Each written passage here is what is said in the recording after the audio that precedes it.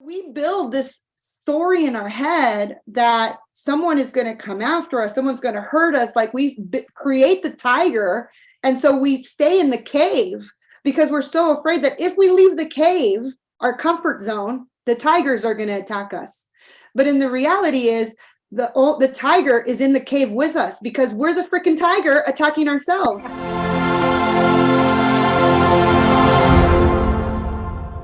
Welcome everybody today to Jill Collins Connections. We have an amazing guest today, and she's not just a guest, she's a dear friend of mine, Paola Rosser. She has this incredible podcast called Fearless Female.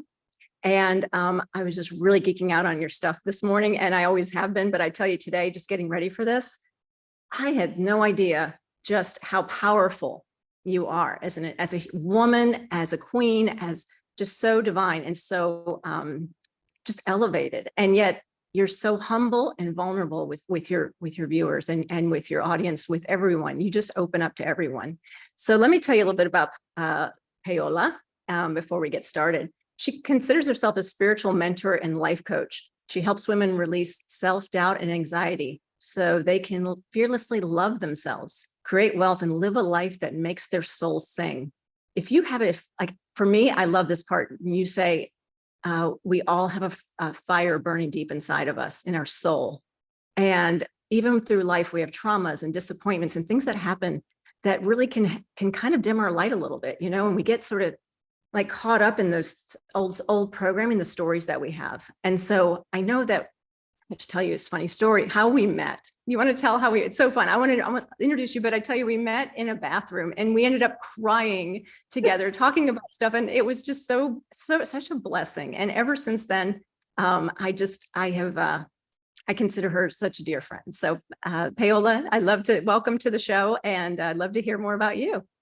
I am so honored to be here, Jill. And when you messaged me and said, I want you on my show, I was like, it is going to be amazing because Jill and I have this incredible connection. Yes, we met in a bathroom at a spiritual event at Tony Robbins, and we hugged and we cried and we shared. And the thing about life and how beautiful it is that God always sends us people that reflect back exactly what we need to hear at the exact moment we need to hear it. And so it's an honor to be here. I'm beyond thankful that you asked me. And just the way you were talking about me makes my soul sing, because sometimes we forget who we are, right? We forget all the things we've accomplished, and we forget to see ourselves from the lens of how other people see us. And so thank you for that beautiful intro. But yeah, I'm a spiritual mentor and life coach. It's not like when I was a little girl, I said, I want to be a mentor. Absolutely not. I did not even know that there was such a thing as being a life coach. I kind of fell into it, honestly. In 2006, I had my existential crisis moment where it was the worst year of my life. I got out of my toxic relationship. I was in an abusive, emotionally, physically abusive relationship. And I didn't even know that I was in one until like a friend of mine walked in when he was about to lay hands on me, and the look on her face said it all to me. I was like, am I in a Lifetime movie? Am I the star of a Lifetime movie? And that made me break up with him and leave that environment.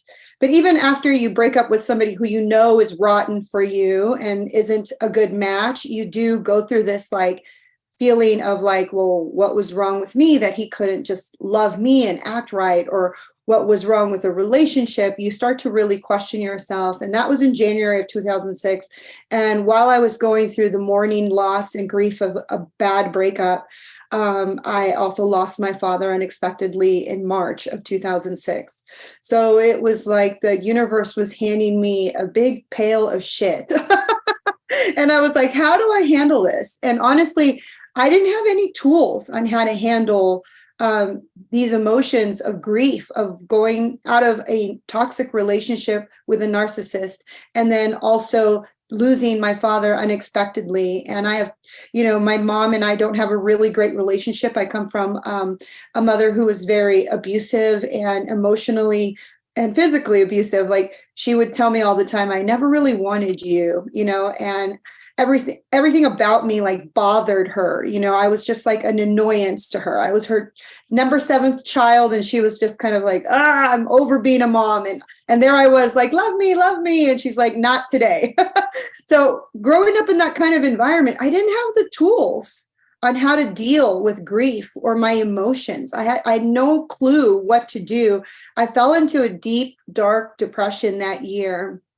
And I was like drowning in my pool of sadness and emotions. And I had no clue what to do. And like when you're in that place, you're like reaching for something. You just want something to be a lifesaver. And some people cut their hair, some people, like move, and some people quit their jobs. Well, I did all three. I just was like, I've got to get out. And one of the realizations of losing my father was like, life is short. At any point, at any time, life could just be done. And did you do what you've always wanted to do? And even though I was 26 at the time, I always wanted to live by the beach. I always wanted to live where the sun shined and the waves crashed and the palm trees grew. I wanted to be there. But I always had this old idea that I had to be rich to live there. But when everything happened with my ex-boyfriend, because we lived together, so I had to like move out of the apartment. So it felt like a divorce. And I put all my stuff in a U-Haul. I had no job. I had no friends. I had no money saved. And there I was, and I drove down to Huntington Beach. And I kid you not, for about a year, I cried myself to sleep. I had no friends. I was just like, what is this life? What is my purpose? I was asking all those existential questions. What's the purpose of life?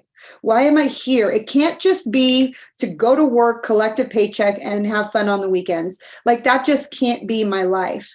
And it wasn't until how old were you then when you were having this moment? 2006. So I was 26 years old. And I graduated from college. I had, an education. I had a job. Eventually I got a job in Huntington Beach, but I still had no friends and I had nobody to hang out with. It's funny because I just recently was driving down Huntington Beach and I was like, hey, I know this place. Oh, I actually lived here. And I drove and I was like, it's like right around the corner. And I drove my husband and my stepson and I showed them my first condo there in Huntington Beach.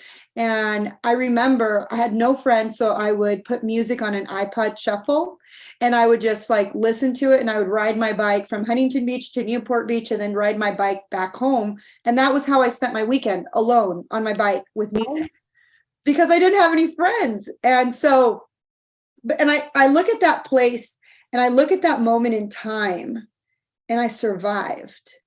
Whether or not I learned how to swim in that deep, dark ocean of depression, I survived. And one of the things that helped me was I prayed a lot for new friends. I was like, I want new friends. And I got friends. And this one beautiful soul, Rachel, I love her to death. She gave me the book, The Secret. And yeah, she gave it to me on a CD because she had heard it and she was like, everybody needs to hear it. And so she made duplicates and sent it to all of us. And I remember listening to the book and I thought, this could only happen for white people. This probably is not going to happen for me. But I'm a researcher at heart. I've done my human design, so I know that I'm a researcher. So I set out to prove and debunk that The Secret actually works. And so I read the book and I did the things. I had a vision board. I scripted my life out. And I manifested all the things that I wanted: new friends, a new job, a new boyfriend. I did all of it. But I had toxic friends, a toxic boyfriend, and even a really toxic work environment. And so for years, I still couldn't understand or comprehend what I was doing wrong. And it wasn't until I got into yet another toxic relationship and I was being choked out on the side of a restaurant because I caught him cheating on me that I had like my aha moment. I was like, okay, I'm being choked out on the side of a restaurant by a man who makes $13 an hour and is cheating on me while I have a college education, I'm making six figures. I own my own place in Huntington Beach, at the time I was living in Costa Mesa. I'm like, why am I still here?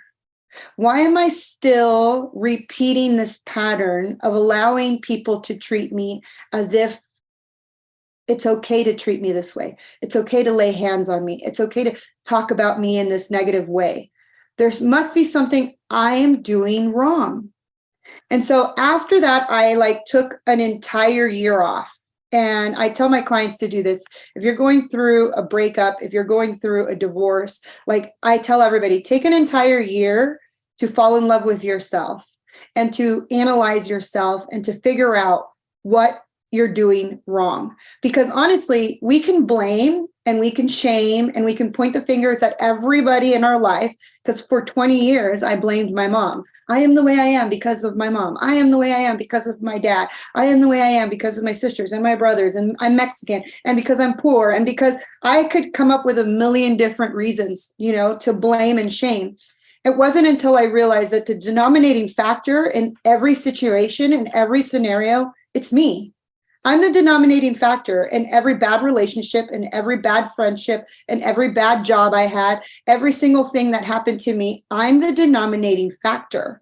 And so I really took a year to have introspection of who I am. And so I did cut away alcohol. I was alcohol free for a year because alcohol tends to be a numbing agent, and it also is a depressant. I know you feel happy for an hour or two, but eventually you have that depressive hangover. And so, yeah, I spent an entire year trying to figure myself out. And as a Christian, I was like, okay, church is the answer. So I went to church 3 times a week. I was nonstop being at church, saying the Lord's Prayer. And I'm like, why is nothing happening to me? And then I realized you have the same background with the church background. It's because it's this is what we're taught, just go pray or just go to church or just go read the Bible. And yeah, I was doing all those things, but I still felt empty inside. I still felt well, maybe God doesn't love me. He loves everyone else, but maybe he just doesn't love me. But God doesn't make any mistakes, because then God brought the beautiful world of self-help into my life. Because my story would be I would go to church, I would go to the grocery store, I would come home, I would make myself a nice little brunch, and on my recliner and my little TV tray, I'd sit and I'd watch Super Soul Sunday. And when I started to watch Super Soul Sunday, I was doing everything she told me to do, okay, you need to do a gratitude journal. And I was just talking about this on a stage this weekend when they asked me to be a panel speaker. What's the one thing you would tell anybody to do and to start? And the first thing that I would tell everyone to do is to start with a gratitude journal. And when this happened to me, I was unemployed and I was single. I just got out of a bad breakup. I was living in a small studio apartment. I had a shitty Honda Civic that had a bumper scratching the floor. I had little to no money. I probably had $80 in my bank account. And I had very little food, and I owned one pair of shoes. I was the epitome of broke. And when she said, you need to write down 5 things you're grateful for, like a little kid, I stomped my feet. I'm like, I have nothing to be grateful for. I'm like, I have nothing to be grateful for. I'm broke. I'm lonely. I'm unemployed. I live in a studio apartment. This sucks. I lost my condo in Newport Beach. I sold all my jeans. I all these things. I had all these excuses, right? But she kept saying it changed my life. It changed my life. And it's if Oprah, the billionaire, is going to tell me to do something, I'm going to do it. So I got out a piece of paper. I took out this notebook, and people are going to be like, oh, well, I have to go buy a special notebook. No, I used a free notebook I got from AAA. And I just wrote in there, I am so happy and grateful that I can see, that I can walk, that I can talk, that I have a bed to sleep on, that I have a roof over my head, that I have a car. It may not be the car of my dreams, but I have a car. And I have gas in my car, and I have money in my bank account. Even though it was only $80, I had money. And that was one thing that I learned, is that gratitude is the law of increase. When we can be thankful for the blessings that we have now, whether we think that they are big or small, they start to increase. So by doing that practice every single day, my life completely changed. Everything started to magnify and amplify. I got a better job. I met my husband. I got a new house. I got a new car. My whole life completely changed, right? And here I am, like in this beautiful new life with a beautiful husband and a new house and a new car. And my husband's like, you don't have to work anymore. I'll take care of you. And I'm like, yes, I won. I don't have to do this anymore. And after 3 to 4 months, I was bored. I was like, this is boring. Like even though I love doing yoga in the middle of the day and I love having coffee dates and I love going on a hike, I was bored.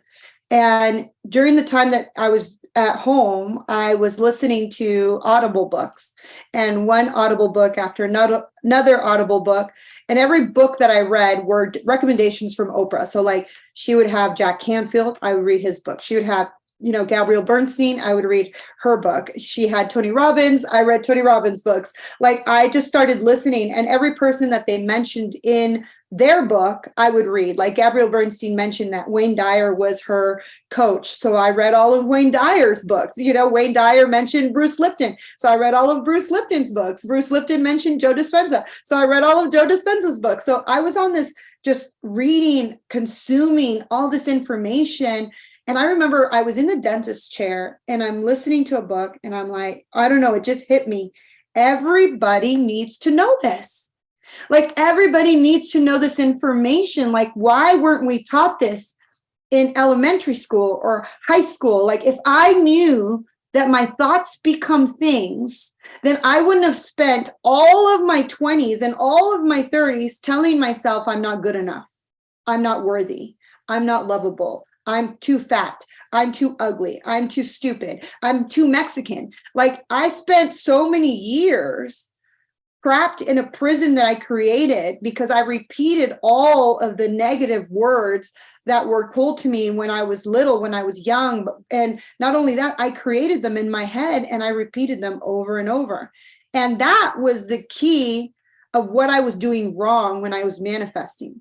Is that even though I was manifesting and I wanted a new boyfriend, a new job, I knew this, I knew that, I still pressed play on that negative record every time something bad happened to me. So if I got written up at work, or if I got an unexpected bill in the mail, or if I spilled coffee on my shirt, or if I stubbed my toe, or if I did all these things, like the negative record would eventually start playing. Oh, the reason why your friend slept with your boyfriend, it's because you're too fat. And she has bigger boobs than you, and this and that. And you just like would go through this negative record over and over, and you would play it day in, day out for months. I was saying it's like negative self-talk, it's those tapes. And I've been through that dark night of the soul too, where you're kind of in the space where I remember everybody's saying, oh, gratitude, gratitude. I'm like, fuck gratitude. I'm like, it's like, well, I'd start it with like, well, I'm grateful for my apartment and my views. Yeah, but you can't afford it. It would be like, it was an instant response that would just kick in and take the gratitude. So it's like, it's really checking in, right? To check in with the gratitude and just acknowledging, not just pushing away. I know we met at the spiritual retreat with that for Tony Robbins Platinum Partners in September of 2020. And we got to see Bruce Lipton. That was my first, like, what about all that? I was like, okay, whoa. And, but like, I'm seeing that, like, it's not just who we are.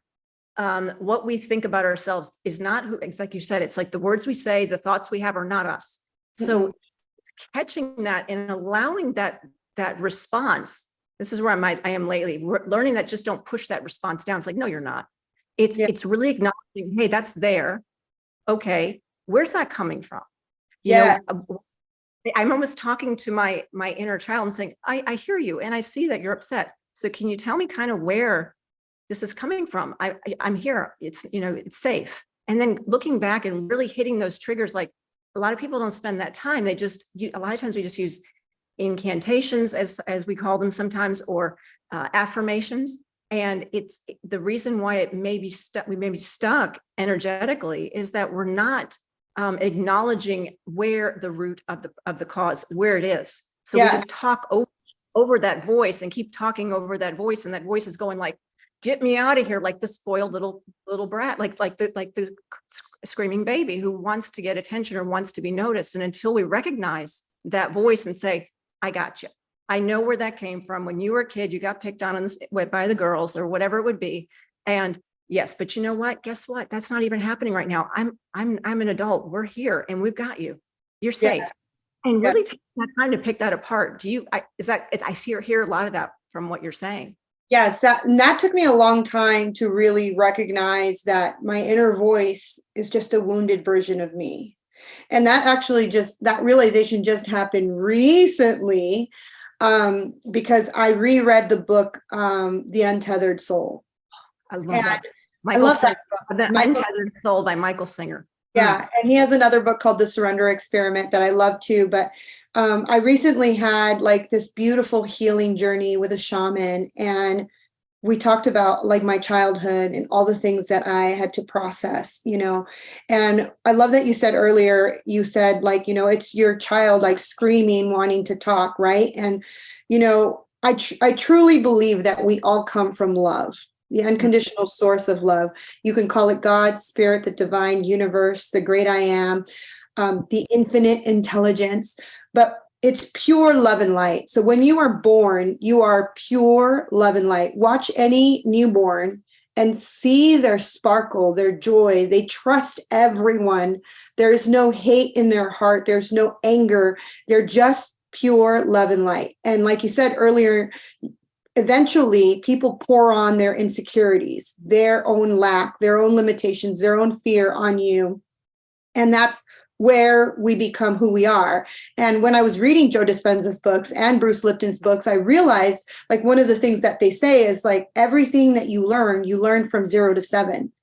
And that was like my eye-opening experience. Like, oh, you're right. Like my mom never regulated or mastered her emotions.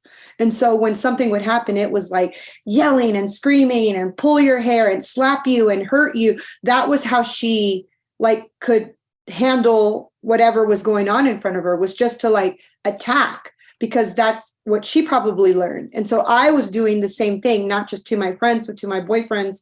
And I realized like that's not the way to be, and not only were how you handle your emotions being taught to me, but the story of money, the story of love. Like growing up, I watched my parents physically fight. And so I thought, this is what love is, right? So whatever you were exposed to by whoever was raising you, whether they were doing it intentionally or not intentionally, and most parents don't understand that the things they do, say, or even think, because children can really feel the vibration of the room. So whether or not you're not fighting in front of your child, if you are holding that tension of anger and despisement for your husband, your kid can pick up on that. They can pick up on that energy. And so your kid is learning all of how to be in the first 7 years. And when I read that, I was like, oh my God, like I am the way I am because I just observed all the wrong things. I wasn't in an environment where I was loved. I wasn't in an environment where I was allowed to be me. I wasn't in an environment where I was cheered on or praised or, told that you're going to be everything. And none of those things happened for me. And so I realized, okay, now how do I start to undo these patterns? How do I correct this? And I was just talking to somebody recently. If you tell yourself every single day, if you had a friend who walked by you and told you you're blue, your favorite color is blue, the sky is blue, your shirt's blue, your eyes are blue, your hair is blue, eventually you're going to start seeing blue everywhere. You're going to start liking blue. You're going to start wearing blue. And it happens to us most of the time with narcissistic, toxic relationships. And so if someone can tell you you're not good enough, you're fat, you're ugly, you're stupid, and you believe that after a while, why not do the opposite and reprogram our brain? And really reprogram. Yeah, really reprogram yourself. Yeah, and tell yourself, I am good enough. I am worthy. I'm smart. I'm capable. I'm talented. I am amazing. But here's the deal. Like when you first start, it's going to feel so uncomfortable because some of us have never heard those positive praises of yourself, have never said those good things to yourself. So it feels so uncomfortable at first. And so what I tell my clients is there's a lot of repressed negative energy in all of our cells. Like that's the reason the book, Your Body Keeps Score, is on the New York Best Times Sellers list over and over every year, because our body does keep score. And we are 70% water, 70 to 80% water, and water is programmable. So if you've ever heard of Dr. Emoto, where you are programming the water for like good words, bad words, or even neglect. So let's just say you didn't even get abused. Your mom wasn't mean, your dad wasn't mean to you, but you were neglected, and not purposely. Maybe your parents were working really, really hard and they were trying their hardest to, like, you know, give you a life, but you were neglected most of the time. Neglected, not nurtured. And that's like Dr. Gabor Mate. We talked about him, Gabor Mate, and he talks about that and how we do feel that sometimes that neglect, even if things are okay, we all have some element of trauma. So yes, go ahead. Exactly. No, it's okay.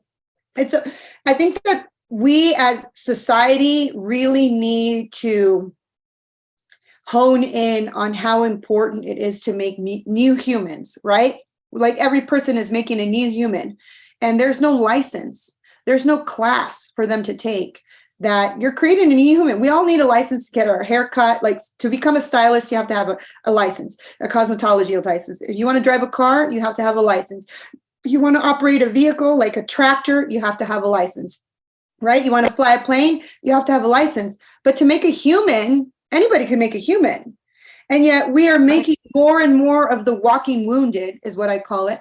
We make more and more of the walking wounded because the parents, the grandparents, and generations back are not becoming aware of their negative patterns, of their old traumas, of their pain.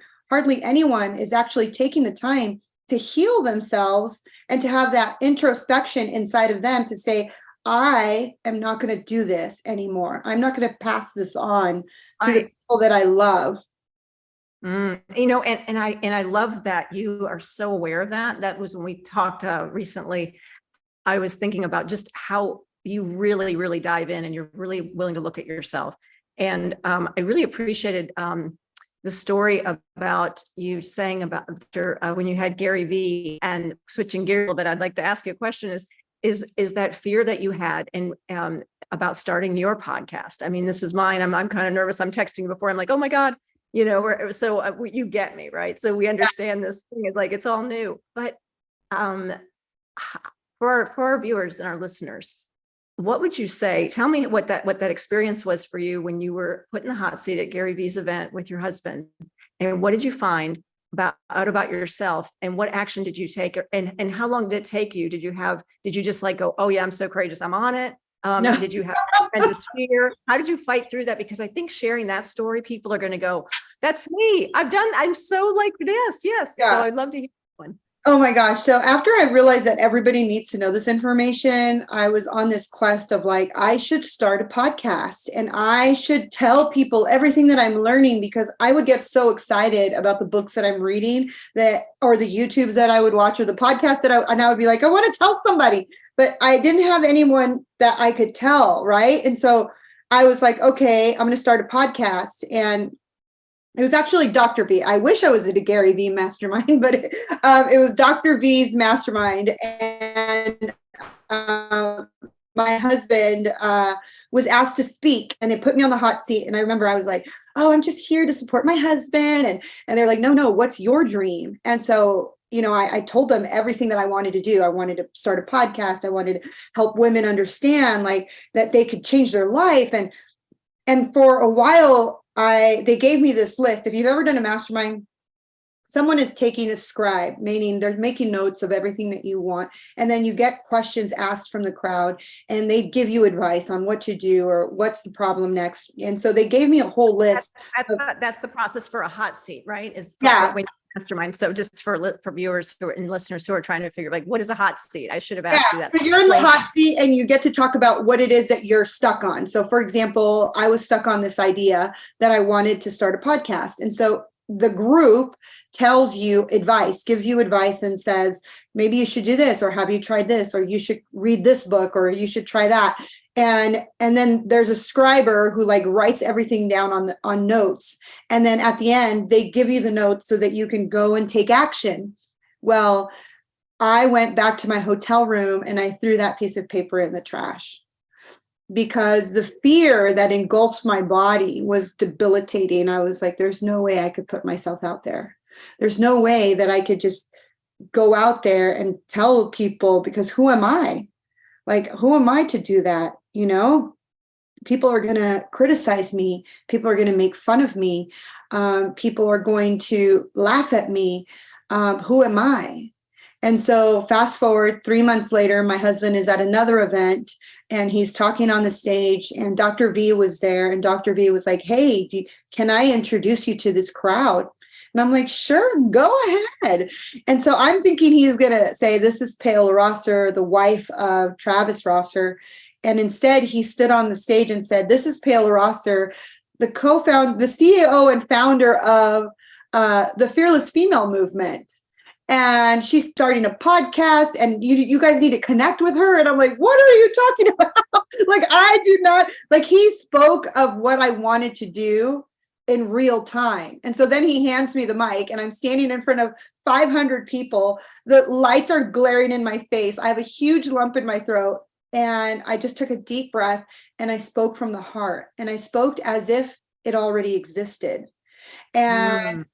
And then afterwards, everybody came up to me. I had a long line of women that were like, I want to be a part of it. I want to be a part of it. Like, how can I find you? I can't find you on Facebook. I can't find your podcast, because it didn't exist. If you went to fearlessfemale.com, it went to nowhere land. You would get 404. Like, nothing was there. I had not created anything. And then I went home again for another 3 months. I sat on it again. And then they were like, people were messaging me like, are you going to do this? Are you going to do this? And I kept sitting on it.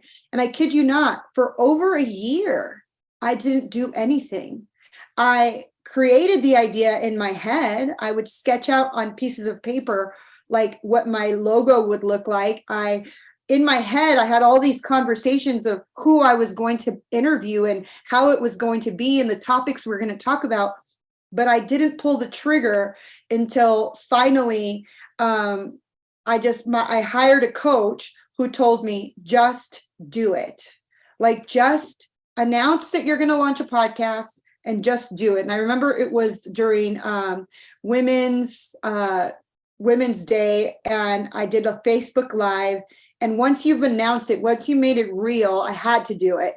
And I kid you not, like, I talk about this all the time for all these women who are like trying to start their podcast, who want to put themselves out there. It's scary. It really, really is scary. You're putting yourself, like Brene Brown says, in the arena for everybody in the nosebleeds to send you negative comments, to be mean to you, to criticize you, and every episode I recorded, every time I would hit publish, like, the fear would envelop my body. And I would be like, and in my mind, I would play all these scenarios of all these people that were going to message me or comment or say mean things. It's been almost 3 years since I've launched my podcast. I have over 40,000 downloads. And in those 3 years, Jill, I've had a minimum of 3 negative comments. So oh my God. All that fear, all those scenarios I made up in my head, all those times that I stayed awake in my bed, thinking of all the things that people were going to say about me, they never happened. And it still hasn't happened. And that's the thing. It's like, we create this like end all be all thing in our head when it's really not going to be that. Because spirit, the divine source, is like hoping that you shine your light. Because the moment you start to step into your power of your purpose and your, like, the thing that lights up your soul. So remember, we're talking about the light that we used to have when we were born. When we get past everyone's fears and insecurities and the lacks and the limitations that were poured on us, when we get past that and we actually allow our light to start shining bright, other people will be magnetized towards you, because now you're that light that they seek in their darkness. And then when you start shining bright and your light is like so light, they look at you and say, oh, it's possible. I can do it too. If she's doing it, then I can do it. And then they turn on their light, and then they attract people into their light, and those people start to light their light. It's like this beautiful ripple effect. And you don't even know that you're doing it, because you're just following your own soul's calling. But the reality is that this was our calling from the beginning, before we even came into this body. Our calling as souls is to help other souls realize their full potential, so that we can all be the best expression of ourselves here on this earth.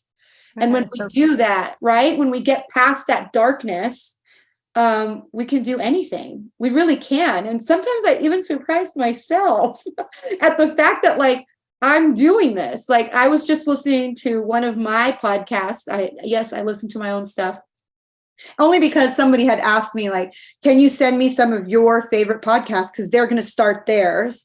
And so I was listening to a couple before I sent them. And I remember one of them was like, because I had just started using my podcast to put on YouTube. And that was another thing. When I first started podcasting, I was like, Audible only. I don't want anybody to see my face. I was like, I don't want anyone to see my face. I don't want to put it on YouTube. I don't want anyone to, like, because I was really scared. Honestly, I didn't even tell people I had a podcast. My husband and I would go to dinner and he'd be like, she has a podcast. And I'd be like, shut up, don't tell anybody, because I was nervous. I didn't want everybody to know. And what was behind that? When you said that just now, what triggered for me, or what hit me, is what was the voice that was in your head telling you, don't tell the people in the restaurant, because, and you said, what is that feeling, and where do you think that came from, and have you overcome that, or are you working on that process? I definitely have overcome it. But yeah, I think the process is like, my family is very, like, they're very, like, to themselves. They don't have very many friends. They don't really, like, share a lot. They're very quiet. And so for me to be like, hi, I'm here, it's like, no, don't do that. Don't do that. You're going to embarrass them. Yeah, it was very boring, because it wasn't what your family did. Yeah. It's always like, don't be too loud. Don't, be quiet, like, shh, like, stay quiet, play small. If we play small, nobody could hurt us. Right. My sister would always tell me, because every time a friend would betray me or hurt me or sleep with my boyfriend, she would be like, and that's why I don't have any friends. And I'm like, I want friends. What do you think that moment, though, that your family, because I had that similar thing. It was like, you're talking too much, be quiet. The world doesn't revolve around you. Stop acting like a big shot. So those are always tapes that go on. And a lot of that hits me, and it's overcoming that and just doing it anyway. Yes. But it's what I'm asking myself in those moments is, what am I making that mean about me? Yeah. What is it really about? What is it that, I can see I can see the link where it came from, but then what does that say about me? What am I telling myself? Yeah, you're an inconvenience. For me, mine was, I'm an inconvenience. It's, don't bother people. I bother people, just try to just be, don't ruffle any, just don't ruffle any feathers. Just be really, really, quiet. Don't. I was never quiet. I was never quiet. I was the girl that was like, calm down, girl. I could see where my parents were like that with me, because I was no prize, let me tell you. But it was like, just, so it's like, you got to have a little governor on it. But what did I make that mean? And it really made it mean that I wasn't worth it. And it's not true. And I really did this deep work a few weeks ago, honestly, was after this relationships retreat I went to. And I'm like, where did that come from? And what is it? I was really like, okay, get the link. Got it. Yeah. So I get that. So you can understand it's 50% of the stories and knowing where it came from. And then it's okay. So then I can tell myself, no, it's not true. You're great. But then it's like really, really, really sitting in the soul and saying, okay, that time that happened to you, really looking back and saying that one moment when everybody said, go to bed, you're not supposed to be up this late. You're a kid. And I'm like, and whatever it was. Right. And I just want to put myself in and go, you are safe there. This was okay. I know you felt rejected, but you're not. And so just really like almost reenacting the scene and then picking it apart with my wisdom and my adultness, my feet, the queen that I am today is this divine feminine is, okay, you're okay. So it's that 7, 8-year-old little girl that's going like inside. And we're like, okay, I get it, but we're okay now. We don't have to worry about that anymore. You're actually pretty amazing. And remember what people are saying to you, like you're saying, people wanted to get, oh, how do I get in your, where's your podcast? How do I find out more? How do I hire you? And it's like, then you use the new reinforcement and the new placement. But again, a lot of times I think we just simply layer that and stuff that stuff down, which I did for years. And I still am working on that. But it's taking the time to sit with self and just go, oh, I see where it was. 1, 2, go in and say, what did I tell myself about that? Or what did they say to me? Probably for maybe 2 is what were the words that were spoken or how, and then 3 would be the feeling I felt. And what did I make that mean about me? And am I still thinking that today? And then reassuring myself with my adult, saying to the child, you're okay, that's gone. That didn't happen anymore. That doesn't apply today. It's changing the heart to software. It's updating the software. Absolutely. You're definitely reprogramming yourself and changing the software that's running your life. And, I tell people all the time, like, it's going to be scary. I'm not going to lie. Like, starting a podcast is scary. Like, I love that earlier before we even started, you were so nervous, and I get it. Like, I remember the first person I interviewed, I was so nervous, and I watched it this morning. I loved it. I've gone to this woman's house, like I've hugged her, I've like spent time with this woman, but yet when it was ready time to record, it was like I couldn't handle my nerves. I was like breathing. So when you started with me, and I'm like, we've hugged in the bathroom before, like, don't be nervous, but we create this story in our head that, like, especially with people with podcasts, they're like, everybody in the world is going to listen to it. Not really. That in the beginning, and especially if you don't tell anybody about it, like in the beginning, I was happy that I had like, 25 downloads per episode. I was so excited about that. And I was really, really scared that when it would grow and amplify, that's when the negative comments would come in. But I'm telling you, as it's grown and amplified, and now I get like 200 to 300, some episodes even have 1,000 downloads per episode. And like I said earlier, in the beginning, I was like only audio. And just this last year and a half, I started posting everything on YouTube. And I was listening to that podcast that I was going to send a friend. And in the beginning, I was like, oh my God, thank you for watching me on YouTube. I finally hit 5,000 views. This weekend, I hit 100,000 views, 101,000 views on Congratulations. my YouTube. That's incredible. But see, that's the thing. It's like, what was I afraid of? The negative comments, and I only got 3 or 4. I think I've gotten 4, less than 5 in these last 3 years. So we build this story in our head that someone is going to come after us, someone's going to hurt us. Like, we create the tiger.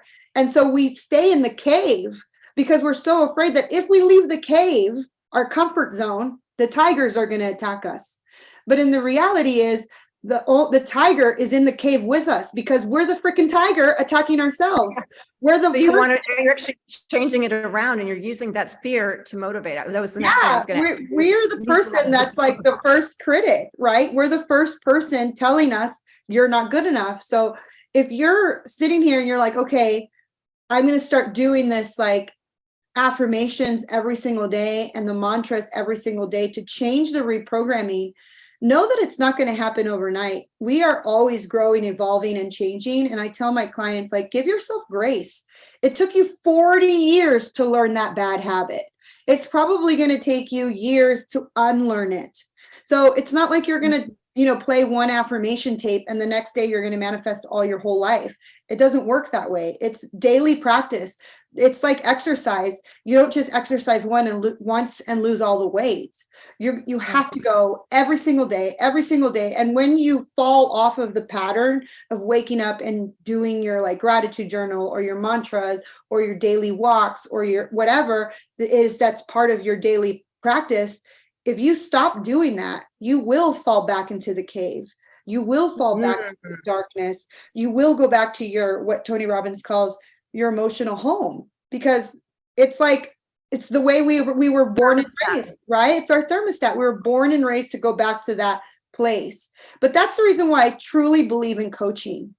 Because I was about to ask you that, because I would love to say, like hearing everything you're saying and all the wisdom that you've imparted, and thank you so much for your honesty and vulnerability. I think that's one of the biggest things I love about you, is just your willingness to be real. And we don't hear that very often. And we always think, and you and I have very similar upbringings, and then sometimes there's a Mean Girls, or there's the stories we told ourselves about that. And it's like, it's just like, what do we have to lose? Once we hit the mic and hit record or turn it on, the camera, it's like, we just get in flow because we want to share so much. I know you and I both feel that way. We have this like desire for everything we input. We just naturally want to give it back and go, okay, who do I know that needs this? yes. That's my whole brand is built on that, is who can share, who needs to hear you. And so I would ask you this, is with the things that you have that you're offering right now, tell me a little bit about some of those things. And so viewers and listeners can actually, get involved if they want more information, like where can they find you on YouTube? I know I can put it in the links in the chat below, but I'd really like the description, but I'd love to hear you tell me a little bit about what you're up to there. Okay, so I offer one-on-one coaching, and I try not to do group coaching because I used to do that a lot. And I love group coaching, but I love the one-on-one because it gives you that place and that time to really show up for yourself. And in the group coaching space, like I would have 10 or 15 women, but there was always like 3 or 4 who would be a fly on the wall. The wallflower, like I don't want to share too much, or I don't want to tell people anything that's going on in my life, because they were afraid of the judgment still, and the shame and the guilt. And so I love one-on-one coaching because then I can give you my full attention. And as somebody who came from a traumatic childhood, and I was the 7th child, like to get someone's full attention means so much. So if it means so much to me, I want to give that back to someone. So yes, I do one-on-one coaching. I run in 12-week programs. So you sign up for 12 weeks. And then if you want to do another 12 weeks, that's perfect. But I also have a really low minimum price, because there's some people that have been through so much trauma and so much pain, and they feel so unworthy and undeserving, that to invest a large amount of money in themselves is a huge deal. And I know this because if I talk to myself back when I was starting my journey, there's no way I would pay a coach $3, $4, $5, $10,000. There's no way I would have ever done that. So I have a small subscription-based group. It's run on Facebook. It's only $9.97 a month. So, Wow. But you get to like have that little taste of coaching, that little bit of like coaching, and so that you can tiptoe your way in. I know some people don't want to dive into the deep pool of like self-help, but if you are scared and there's so much baggage that you're still carrying, and it's too cold, the water's too cold for you, tiptoe in with my subscription-based group. You get 1 class a month from me. You get access to all the classes I've done before in the past, and you get to talk to me via Facebook chat. And my clients, because they're still in that space of like, can I trust? Can I open up? They rarely message me, so like once in a while I'll get somebody, can I ask you a question? Yes. I've had one client who was like, I'm having a panic attack.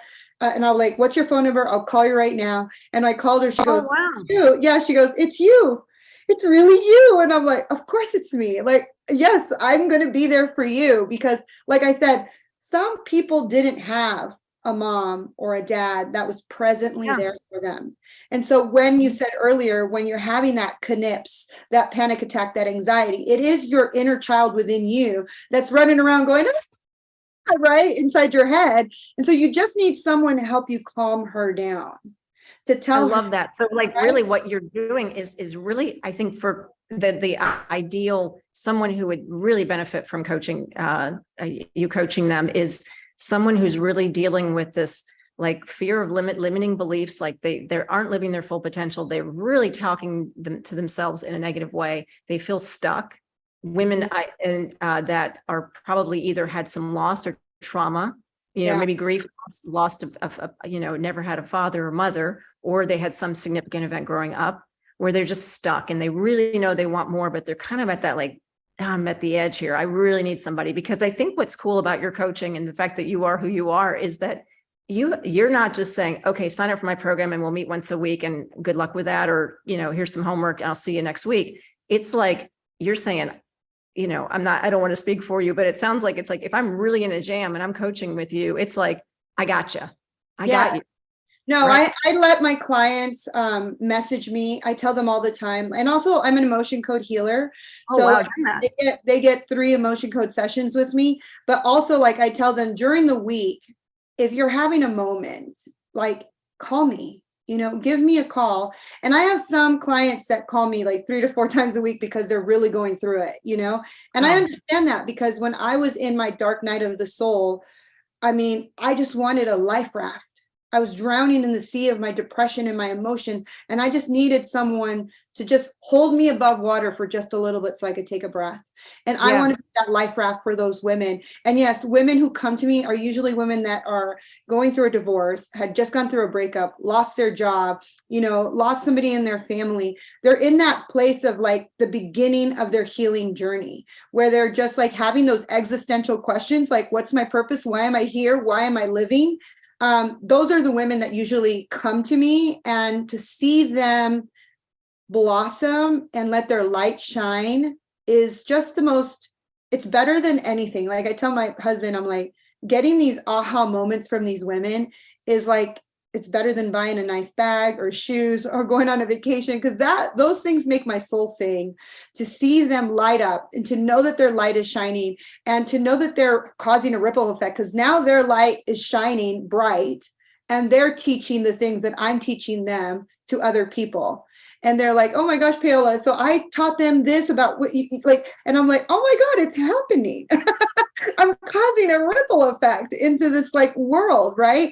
And we can all do that, whether it's on a small scale or a big scale, but just get out there and shine your light. Get out there and tell people your stuff. I love that you said that I'm very vulnerable.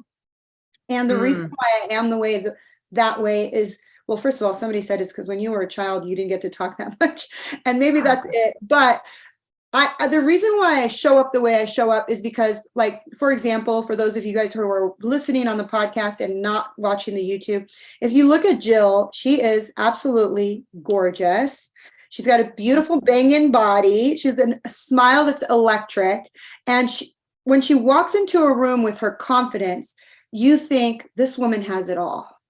Like she has had it all perfectly given to her, right? And so when I saw her at that spiritual event, I'm like, oh, I will have nothing in common with this lady. She's had her whole life given to her, right? And then after, we're meeting in the bathroom, we're both crying because we realized that we have so much more in common than we thought, right? And that's the reason why I love my podcast, is because I interview women from all walks of life, every color skin, every financial background, every single religion, and everything you could think of. And if you think, and when I'm listening to all of these podcasts, I have over 180 episodes. That's so amazing, especially when they say the average podcast has no more than 6 episodes. Really? I didn't even know that statistic. Good to know. True. Yeah, it's true. Yeah. So you're like, way up there in the top. Thank you. So every time I listen to these women's stories, I realize we're all the same. We're all the same, and just in different variables. But really, we're all the same. We're all suffering from the same negative self-talk. We're all telling ourselves and blaming and shaming all the things and carrying around all this guilt, when really we are not those people. We are not the people that we see ourselves in the mirror. And it's perfect to have that community. In order for you to get out of the darkness, you need that guide to show you the light. You need that person to tell you, you're not that, you're this. You're amazing. You're loved. You're magical beyond measure. When you have that beautiful community, and some people even tell me, well, why do I need a life coach? I have my friends. Well, if your friends are not at the level where you want to be in life, meaning if all of you guys are in the same boat, but you want to jump over to the yacht, it's time to get a life coach, right? It's time to live a different experience, because level your community up. And that's what I love about you, is that you are a total community builder. I mean, you build connection, which is why we're so aligned. I think you do that. You take it's like everyone's accepted, and you want to build a community where women can actually make friends and up level their network and their connections, right? Yes, so because it doesn't take away from me in any way. No, it doesn't. And so so you have the Facebook group that you have that's very reasonable. Oh my gosh. And then your coaching, which is on your website. All this is on your website, I believe, where you can look at it, because I looked at it this morning. And then what else can you tell someone? I think it's just like you have the other group too, right? Don't you have the power group? Well, the Fearless Power group is the subscription-based group. And I used to have the Fearless Female Movement Facebook group for free, but I stopped. I basically just turned it off recently. I had over 1,500 women in there, but the algorithm on Facebook and Instagram is so bad. I would post something there and I would maybe get 2 views and not very many people would watch my stuff. So it was sometimes you have to think where is my energy well used, right? So creating content, people don't understand, when you start a podcast, it's not simple. Maybe that's why some people only have 6 episodes. It's a lot of work to create content, to put it on your podcast, on your YouTube channel, on your Facebook, on your TikTok, on your Instagram, on your LinkedIn, on your Pinterest. I'm on all the platforms. I'm not on Snapchat, but it's a lot of work and it's a lot of energy. And some people don't understand that you need to focus where you want your energy to go. And I was pouring out all this energy. Say that again. You say it again. I love that. You need to focus where you want your energy to go. So when you're starting this business, you really need to set that intention. Don't just do it hobnob and be like, oh, I just want to do a podcast because I want to say I want to have a podcast. Then it's never going to go anywhere. I was just at an event in San Diego for women, and all these women wanted to start their podcast. And there was a girl, her name is Kasha. She has the podcast Empower Her. And she has 7.1 million downloads. And here I am, and I'm thinking, I feel so small because I only have 40,000 downloads. But then there are women who are just starting their podcast. So we can criticize ourselves all day long about where we are on our journey, but just being able to take that first step, regardless of how much work it's going to be, just take that first step, because even if you only have 6 episodes, the 20 or 40 or 100 or 1,000 people that are downloading those 6 episodes are going to cause that ripple effect. They're going to talk to 4 or 5 people, and those 4 or 5 people are going to talk to 4 or 5 people. So we could get stuck on the numbers, right? Oh, I only have this many, or I don't have that many. But in reality, you are causing a ripple effect every single day, whether you talk to 1 person, 10 people, 40,000 people, or 7 million people. It is our job, it is our duty to set the intention of where we want our energy to go. What is our intention? And I write it in my book every single day. My intention is to get women out of the darkness and show them the light, because that is my intention, is just to show them the light. I'm really big on near-death experiences. I'm a weird freak about that stuff. I like to listen to people's near-death experiences. And this one guy's experience really has stuck with me for the longest. Is he said that when he died, he went into this dark forest and he was stuck to a tree. And the branches of the tree were crushing him and hurting him. And he said that when he screamed in pain and agony, and he realized that he was trapped in his own personal hell. And the branches were his own bitterness, his own anger, his own self-hatred, his own self-negative talk, his own trauma, his own pain, his own, all this stuff. And he would see, he said, he saw this beautiful light in the distance.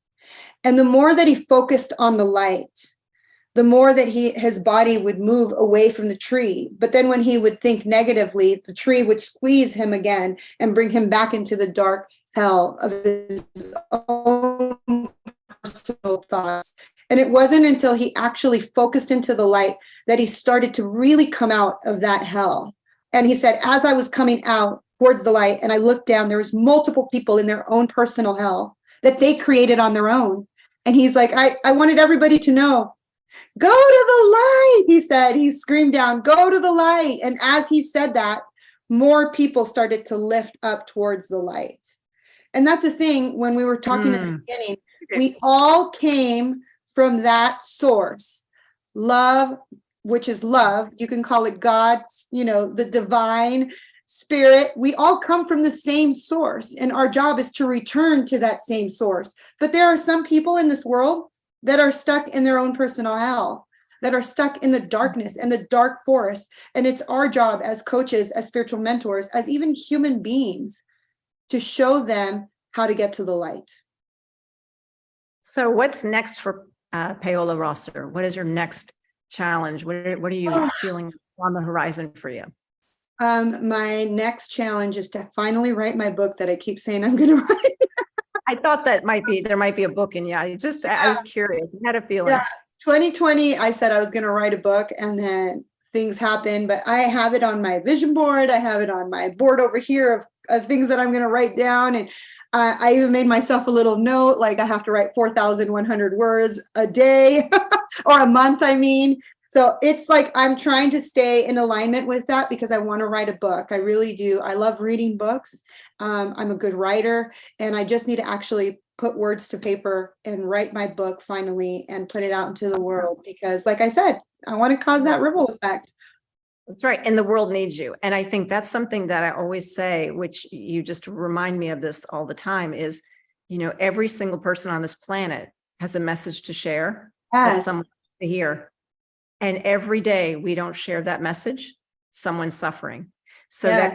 it's that someone's out there that needs to hear you, needs to hear me, needs to have give them a glimmer of hope or encouragement, or you're not alone.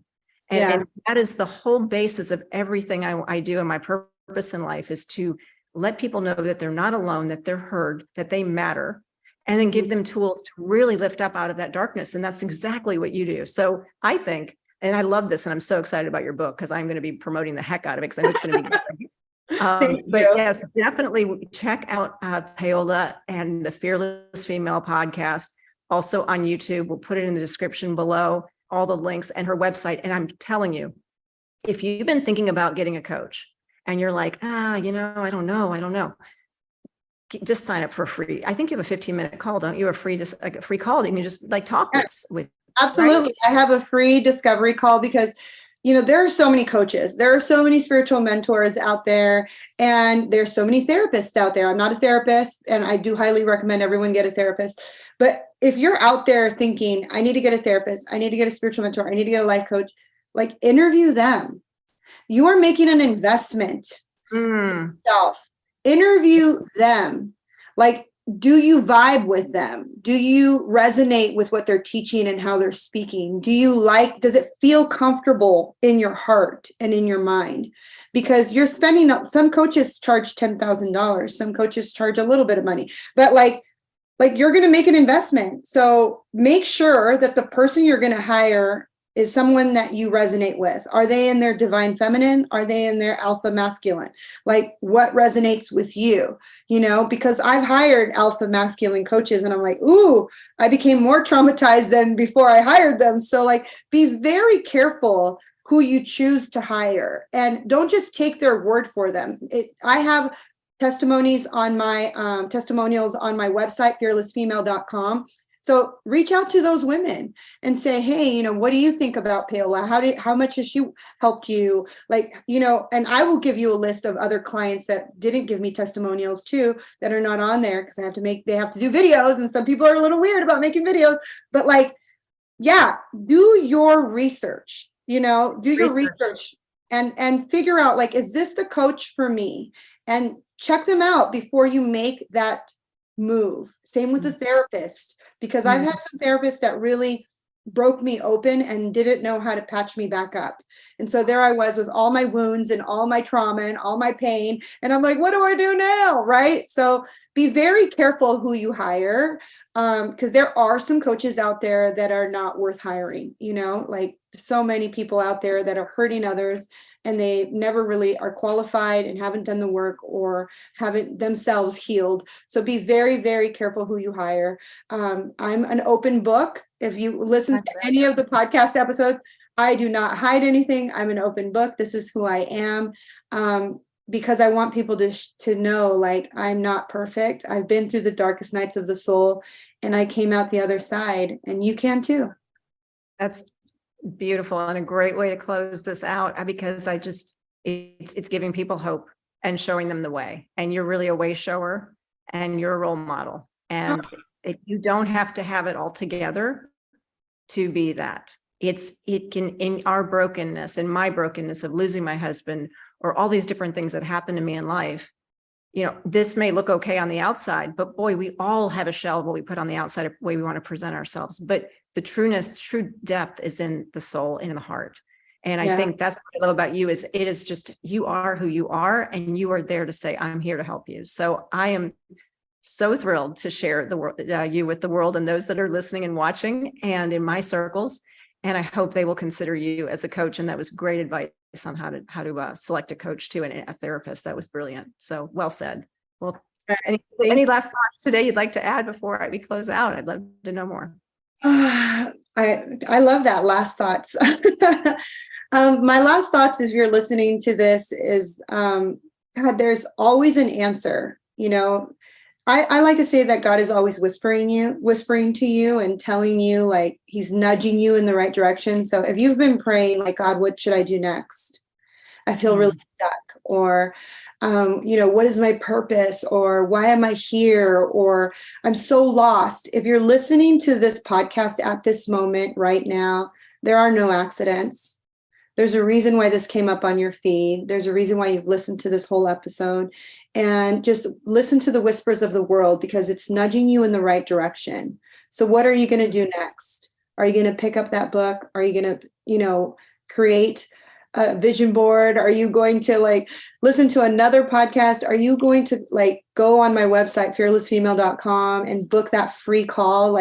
Take an actionable step, and then sometimes maybe you're not going to do it, but eventually those nudges become these huge bricks over your head. So don't get to that place. Right? Let's trust the intuition. Oh my God. Right. It's like the longer you wait, the heavier it is. Absolutely. Yeah. All of a sudden you'll get a big fat brick on your face, and then you're like, okay, God, I'm listening now.